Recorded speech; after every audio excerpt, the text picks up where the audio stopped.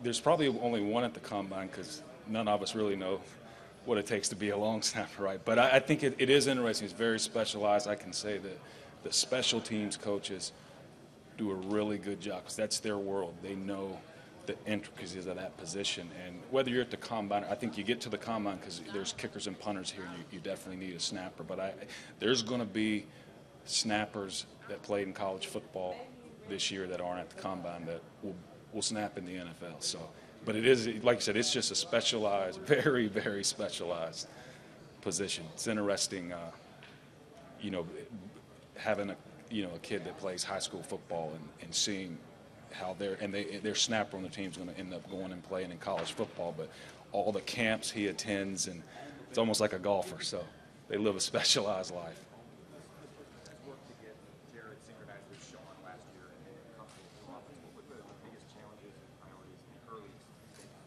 I think the biggest challenges in the early stages is dealing with the rules in the off season, and Jared can't come to work, and he wants to come to work, and Sean wants him to come to work, and so you got a new staff. They're putting in a new offense, and you can't do it ASAP. Which in most transitions in life, guess what? If there's a transition, you start immediately on it. So I think that's the biggest hindrance, is just the working within the rules and the time frame.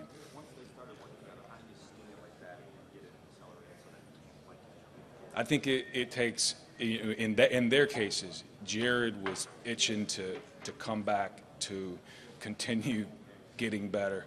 Obviously, Sean was itching to install his offense and do his part in helping Jared improve. But it was really two human beings that were passionate about getting better. And once that occurs, I don't know if they took any time off. So I do, Jared was then working weekends per se.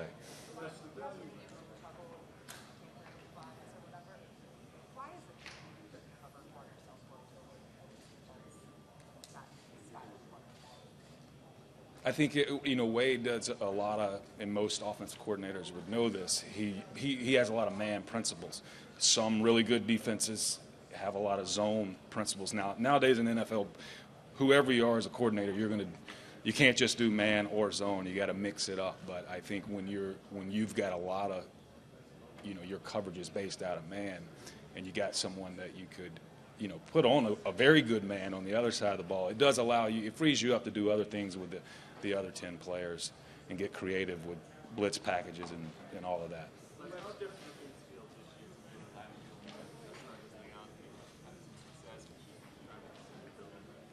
It's interesting if there's a different. Obviously, we're division champs, so that's different. But you still have the same motivation because you move the needle per se. You got to this level of the video game, but you want to go farther. So whether you were here last year trying to get to this level or here this year trying to get to that next level, it's the same desire to wake up every day and go, okay, how do we get better? Because yesterday, was successful, but not where we want to be.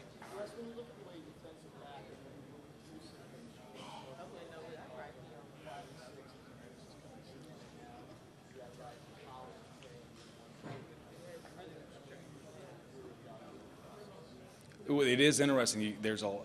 I think for the good of football, there's probably more defensive backs available in terms of let's call it a pool to select from, because starting in whatever league, you're 7-on-7s.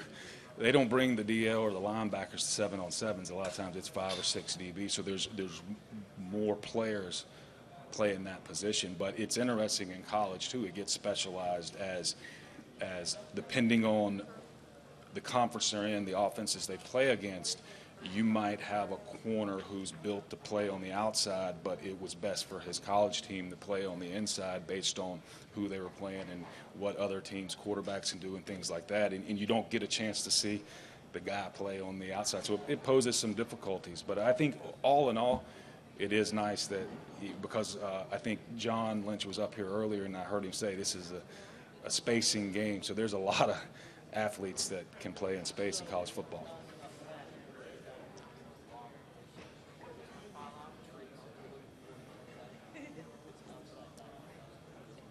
Yeah, you have to look at those traits, and then you have to predict that you can, and the coaching staff can develop him to play out there. Obviously, anytime you're doing it, you'd love to say, okay, we saw him do it. But it was interesting. I was talking to one college coach who has a corner in the draft. He had a great story in that he played at a high school. They were, basically, let's call it, played a deep zone coverage. The conference he was in didn't throw the ball a lot, but you got this big athlete. So he ended up watching him as a vice on punt team, because that's when he's up pressing the gunner on the punt team. He says, okay, that's when I saw him press, flip his hips, and things like that. So it was interesting how he said how he found this particular corner. But you got to do those type things. Last year at the Combine, you characterized Todd Gurley's season as maybe a bit of a sophomore slump. How did you view this season, and maybe talk about the difference? I don't know if I have a good term for junior, but let's call it, hey, he was offensive MVP for a reason. Special player. Did it a lot of different ways, running the football, catching the football, scoring touchdowns. So it's one of those guys where not only does he help your football team, he's just, he's one of those guys that if I was paying to go see a game, I'd say, let's go see Todd Gurley and one of those girdles.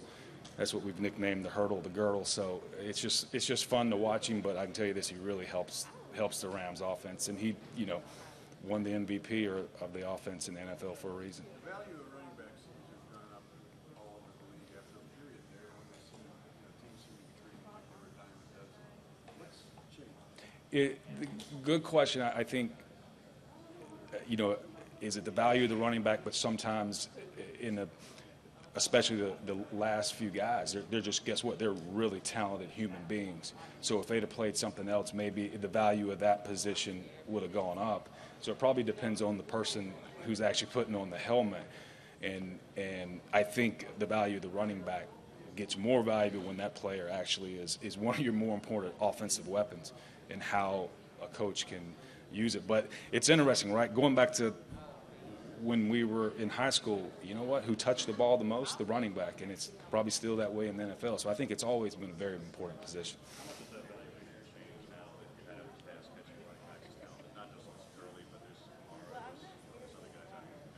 Oh, and now you put genres on running backs. Are they more in line, first and second down type running backs? Are they more change of pace? Can they catch? And the really good ones can do both, where, hey, you can run between the tackles but also send him out. And that way when this running back is in the game, at least the defense is on their heels a little bit in terms of, all right, what is he going to do? Where if you get specialized, defense coordinator's going to, okay, so-and-so's in the game, they're probably going to throw it or block it. But I think now in college football, it's hard to be a running back and not catch the football. I know it's always fun when you're watching a player and there's no chance he's getting to you, and we got a good running back, so you're probably not picking him. And if he does fall to you, you might could trade that pick. But he's not getting there, and it's fun because you sit back and go, wow, this guy's just fun to watch. He did some amazing things. The last 3 years, you've been aggressive pre-draft trades, to get you in. Go ahead and make the money. You guys got to come in a couple of weeks. What's the philosophy not to wait to see maybe how the market develops, just go ahead and make those trades? I think what's your name? Mike, as Mike asked, I didn't want to just say this gentleman, but Mike asked a good question in hey, how does this year change? But I think it's an urgency to get better. It's an urgency to improve. You have the things you want to address, and there's a lot of avenues to address them. And then, just like some offensive coordinators, you like to attack. You like to put it in 2-minute mode and get things done. So I think that's the philosophy of, hey, let's urgently try to get better.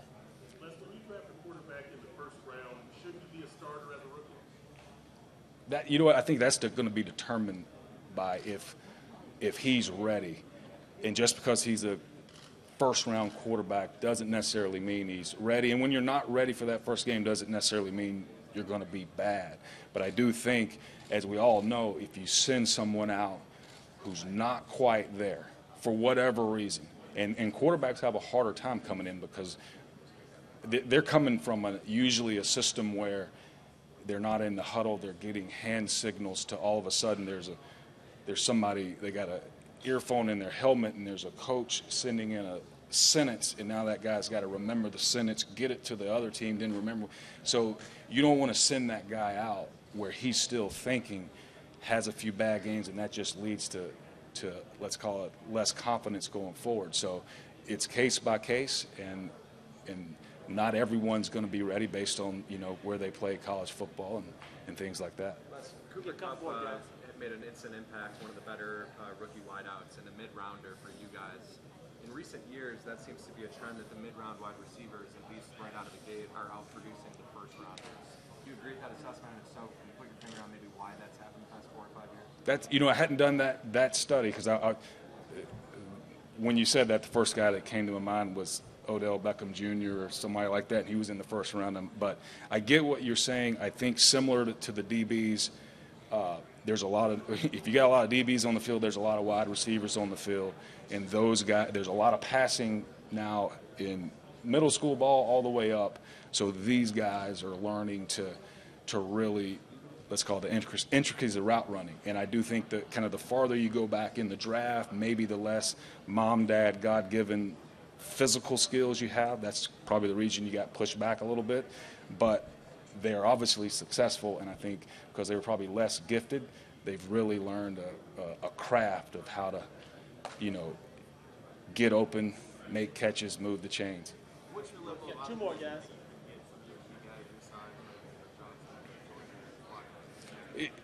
Like we mentioned, anytime we won the division championship, so everybody who was on that team for us last year played an important role.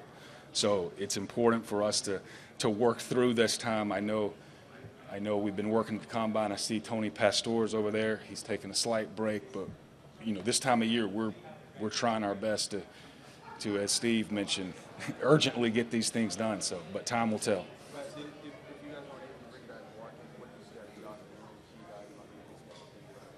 Oh, we were very impressed with Josh, and it was fortunately we had a deep receiving crew last year that for the most part was healthy, but through the year, just at Texas A&M, there was a few things that he did at practice and even in games. You're like, wow, okay, that's the Josh Reynolds that we saw go up and make catches against good players in college football. So he can wow you with some of those catches. So very very excited about him. Whether no matter who the first 3 receivers are.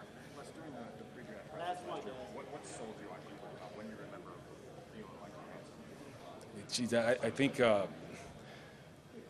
I was personally probably sold on Cooper Kupp long before last year, right? You just saw him over the years, whether it the year before where you're watching Oregon and he plays the first, and he may have had 400 yards catching, and you're like, okay, who is this kid? He's fun to watch. But I think anytime you turned on the film, Cooper Kupp was. I know this. Other teams knew he was the guy to stop. They just couldn't stop it. And because he played a lower level of football, but very competitive. When he went to the Senior Bowl, he did some of the same things. And I think when you see somebody at the Senior Bowl do it against guys that are going to be playing this league, you go, okay, there's an element that, okay, there's definitely a chance that what he does in college is going to translate to the NFL. I think he definitely can be. I think when we lost Robert Woods this year, he was able to go out and play outside because he is a bigger kid. I think with us, he's exceptionally well in the slot. So I think Coach McVay would love to keep him there just because he values that slot receiver. Thanks, guys. Thank you, guys.